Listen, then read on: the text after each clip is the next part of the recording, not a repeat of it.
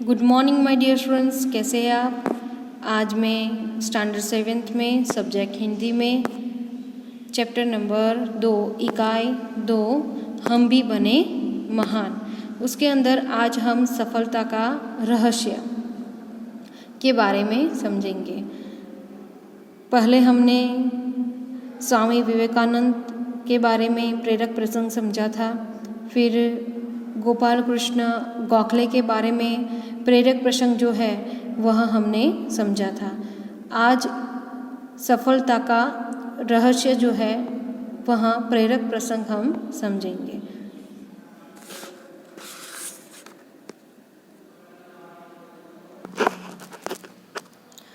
Under 14 cricket team के कप्तान के रूप में एक लड़का अपनी टीम के साथ क्रिकेट मैच खेलने के लिए अहमदाबाद में आया था।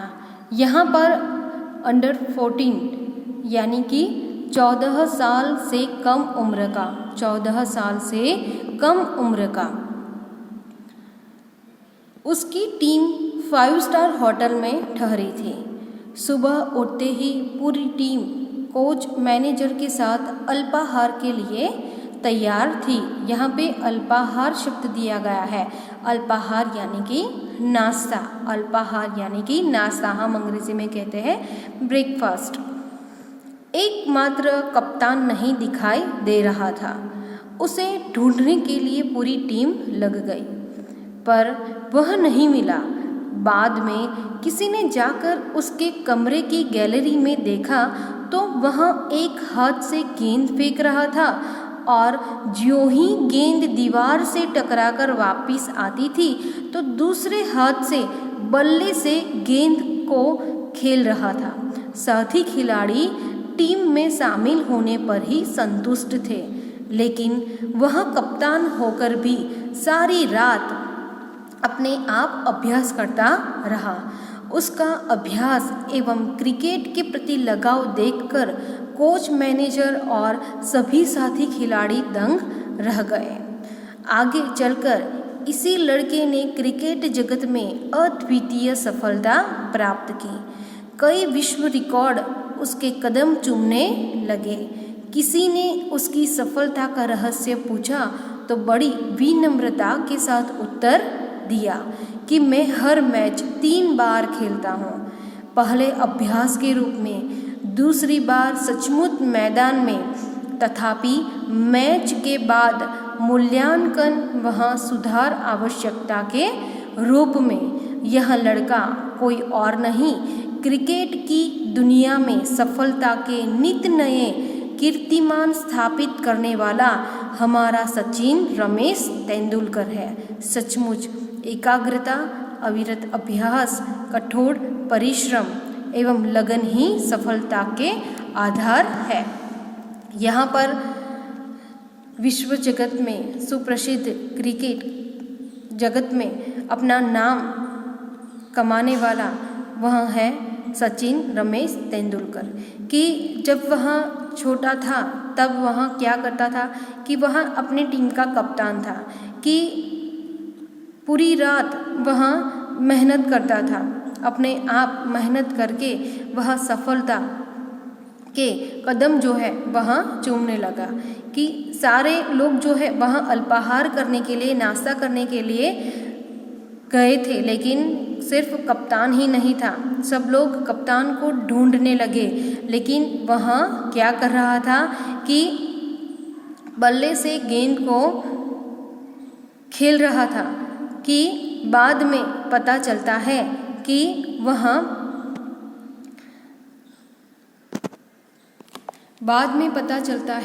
कि वह कप्तान होकर अपने आप वह अभ्यास करता रहा।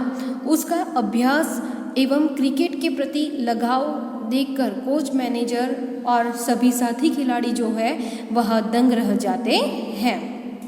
वह आगे चलकर क्रिकेट के जगत में अद्वितीय सफलता प्राप्त करता है। कि विश्व रिकॉर्ड उसके कदम जो है वह चूमने लगते हैं। और वो कोई और नहीं बल्कि वह कौन था कि हमारा सचिन रमेश तेंदुलकर था।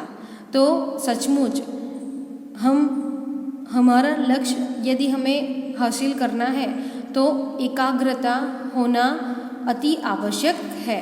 यदि एकाग्रता नहीं है तो हम कुछ भी हासिल नहीं कर सकेंगे। फिर अविरत अभ्यास की यदि परीक्षा होती है तो हमें परीक्षा के कुछ दिन बाद ही हमें पढ़ाई नहीं करनी है, बल्कि पहले से ही वह पढ़ाई जो है वह करते आना है। जब परीक्षा नज़दीक आती है तब हम उसी में महारत हासिल कर लेते हैं। और कठोर परिश्रम की हमें पूरी तरीके से मेहनत करनी है। यदि हम मेहनत नहीं करेंगे तो उसके अंदर हमें सफलता नहीं मिलेगी। लगन यानी कि जो काम हम करते हैं कि पूरी लगन और मेहनत से वह हमें करनी चाहिए, तो ही हमें सफलता मिलती है। तो यह एकाग्रता, अविरत अभ्यास, कठोर परिश्रम एवं लगन वहाँ सफलता के आधार है। सफलता के आधार कौन कौन से हैं? तो एकाग्रता, अविरत अभ्यास, कठोर परिश्रम और लगन जो है वह सफलता के आधार है। यहाँ पर एकाग्रता शब्द दिया गया है, तो एकाग्रता यानी कि मन को एक विषय पर स्थिर करना, मन को एक विषय पर स्थिर करना। फिर अविरत यानी कि लगातार, अविरत यानी कि लगातार। फिर है कठोर यानी कि कठिन, कठोर यानी कि कठिन। फिर परिश्रम, परिश्रम यानी कि मेहनत, परिश्रम यानी कि मेहनत। सफलता यानी कि कामयाबी, सफलता यानी कि कामयाबी। फिर आधार यानी कि नींव, आधार यानी कि नींव। तो यहाँ हमने सफलता का रहस्य जो है यह प्रेरक प्रसंग समझा। आगे हम देखते हैं प्रामाणिकता। आगे हम देखते हैं प्रामाणिकता। तो यहाँ पर प्रामाणिकता की बात की गई है कि एक दिन हजरत अली राज के खजाने की जांच करने गए। काम करते करते अंधेरा हो गया, मोमबत्ती जलाई गई। थोड़ी देर बाद दो सरदार अपने निजी काम में के लिए उनके पास आए। हजरत अली ने उन्हें बैठने के लिए कहा। हिसाब की जांच पड़ताल पूरी हुई। हजरत ने मोमबत्ती बुझा दी और मेज के खाने में से दूसरी मोमबत्ती निकाल कर जला ली। सरदारों को यह देखकर बड़ा आश्चर्य हुआ। हजरत अली ने एक मोमबत्ती बुझाकर दूसरी क्यों जलाई, यह सरदार न समझ सके। एक सरदार ने बड़ी नम्रता से हजरत अली से पूछा। हजरत अली बोले, भाई, अब तक मैं राजकाज का काम करता था, इसलिए राज की मोमबत्ती जला रखी थी।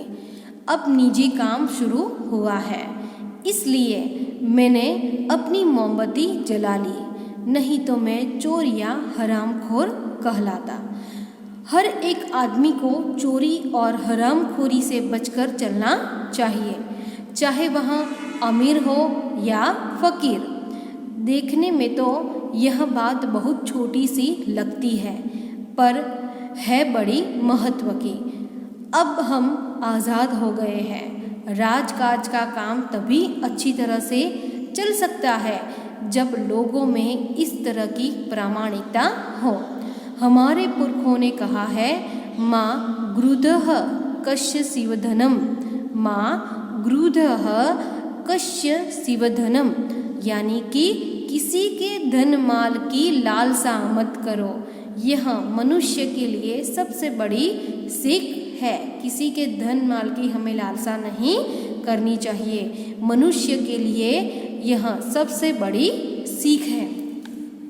यहाँ पर खजाना शब्द दिया गया था। खजाना यानी कि धन भंडार, खजाना यानी कि धन भंडार।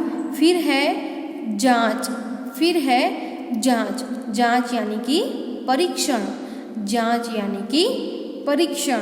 फिर है निजी, फिर है निजी, निजी यानी कि खुद का, निजी यानी कि खुद का। फिर हरामखोर शब्द यहाँ पे दिया गया था। हरामखोर यानी कि हराम का माल खाने वाला, हराम का माल खाने वाला। फिर है अमीर, फिर है अमीर, अमीर यानी कि धनवान, अमीर यानी कि धनवान।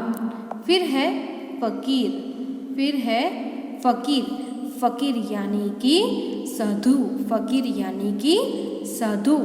फिर है प्रामाणिकता, फिर है प्रामाणिकता, प्रामाणिकता का अर्थ है ईमानदारी, प्रामाणिकता का अर्थ है ईमानदारी। फिर पुरखों, फिर पुरखों शब्द दिया गया है, पुरखों यानी कि पूर्वज, पुरखों यानी कि पूर्वज। तो यहाँ पर ईमानदारी की बात बताई गई थी कि हजरत अली जो है वो बहुत ही ईमानदारी थे। तो प्रामाणिकता सबके अंदर होती है, लेकिन कुछ लोग ऐसे होते हैं जो प्रामाणिकता के साथ चलते नहीं हैं। यानी कि यहाँ पे यही बात हमें समझाई गई है कि माँ वृद्धः कस्य शिवधनम, यानी कि किसी के धन माल की हमें कभी भी लालसा करनी नहीं चाहिए। यह मनुष्य के लिए सबसे बड़ी सीख होती है, यह मनुष्य के लिए सबसे बड़ी सीख होती